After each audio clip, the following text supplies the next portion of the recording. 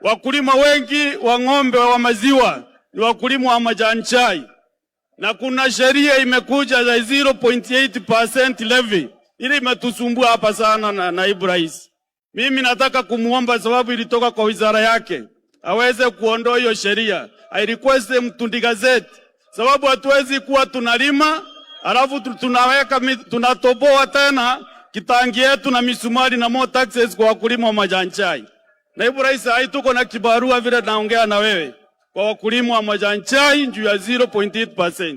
Kwa hivyo Waziri Kagwe, kama anataka kutusaidia na yeye atoe hiyo sheria tuongee after 2027 huko mbele, tuone vile serikali itasupport AFA, itasupport Timbond na itasupport ile mambo mengine ya majani chai ya marketing. Lakini saa hii mambo ya tax, tafadhali hiyo tax atoe kama tutaenda vizuri na wakulima wa majani chai. Asante sana Gitonga, unafanya kazi mzuri na bondi yako, endelea kushikilia hivyo. Bwana PS, wewe cooperative, hata sikuwa najua cooperative ni kitu mzuri, lakini under your leadership na waziri wako, kumbe nimejua cooperative is the big thing for our region.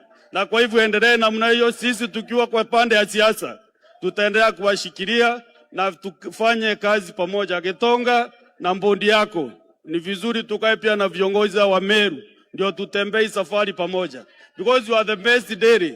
The leadership of Meru, we are MPs, MCAs nini, fanya siku moja njioni tuongee pamoja, tuendeleze hii kampuni yetu pamoja kabisa. Kwa hivyo we support you. May God bless you.